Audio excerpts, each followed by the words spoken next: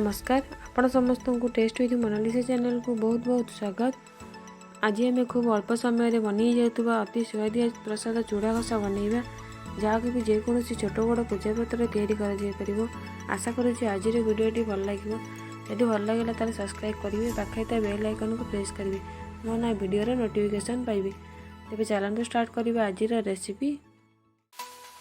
चूड़ा घसा मु 2 गिना चूड़ा नहीं नड़िया को कोरिकी नहीं देसी घी किसी फल काजू बादाम किशमिश गोलमरिच गुंड गुजराती गुंड चीनी की ग्राइंडिंग कर नहीं सहित लुण। प्रथम आम चूड़ा को ग्राइंडिंग करदे तापाई मु मीडियम साइज कंचा चूड़ा नहीं चूड़ा घसा बनैला बेले चूड़ा को बेसी चिकन करके ग्राइंडिंग करें। तेज आमर चूड़ा ग्राइंडिंग हो गलानी से आम चीनी गुंड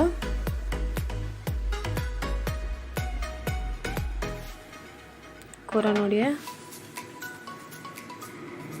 आ घी को देदबा।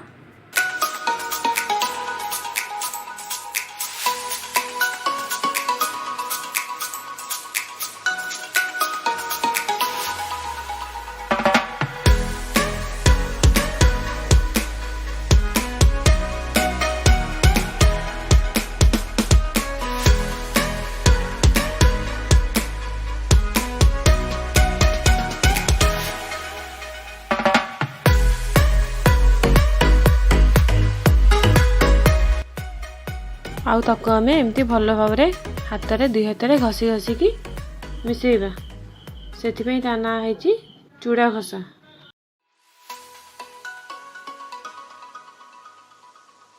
भल भाव चूड़ा को घसी देले से गुजराती गुंड गोलमरिच गुंड को देकी गोलई दबा।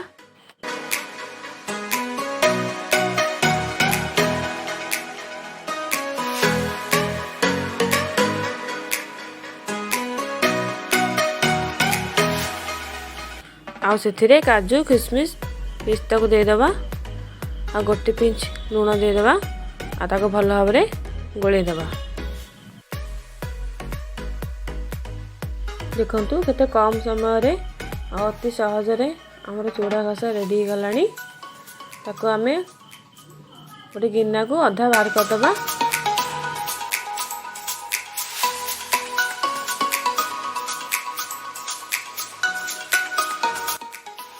आउ बड़का चूड़ा रे काटी रखी फल को पकेबा आ ताको बगोली दबा।